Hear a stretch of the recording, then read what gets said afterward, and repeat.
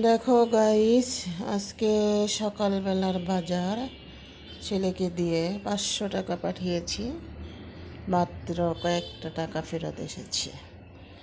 তো একটা ফান্টা আর হচ্ছে টক দই বোরহানি এটাকে, আর যে ডিম নিয়ে আসলাম, ডিমগুলো 1 ডজন, এখানে এই 1 ডজন ডিম। হ্যাঁ, এই বোরহানিটা হচ্ছে আমি গ্যাস্ট্রিকের জন্য খাই। যখন গ্যাস্ট্রিকের সমস্যা হয় তখন এই বোরহানিটা খাইলে আমার গ্যাস্ট্রিক প্রবলেমটা সলভ হয়। তো গ্যাস্ট্রিকের ওষুধ না খেয়ে কেউ চাইলে এই বোরহানিটাও খেতে পারেন।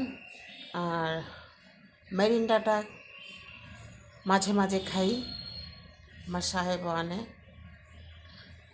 বোরহানিটা আরেকভাবে খাওয়া যায়, যেমন ধনেপাতা, বড় বিলাতি ধনেপাতা, পুদিনা পাতা, কাঁচামরিচ একসাথে বাইটা রাইখা ডিপে রাইখা দিলে, টক দই দিয়ে মিক্স করে, টক দই আর ওই বাটা ম্যারিনেট করা ধনেপাতা, পুদিনা পাতা আর হচ্ছে বিট লবণ, সামান্য একটু চিনি দিয়া টক দই দিয়ে মিক্স করে খাওয়া যায়। তো যারা যারা খেতে চান খেতে পারেন এইভাবেও, এতে গ্যাস্ট্রিকের জন্য খুব উপকার হবে এবং পেটটা ক্লিয়ার হয়ে যাবে। যারা পেট ক্লিয়ার করতে চান তারা আমার মতো এরকম বোরহানি খাবেন, বেশি বেশি করে বোরহানি খাবেন। আল্লাহ হাফেজ। ভিডিওটা দেখার জন্য অসংখ্য ধন্যবাদ। সাবস্ক্রাইব করে দিয়ে পাশে থাকবেন।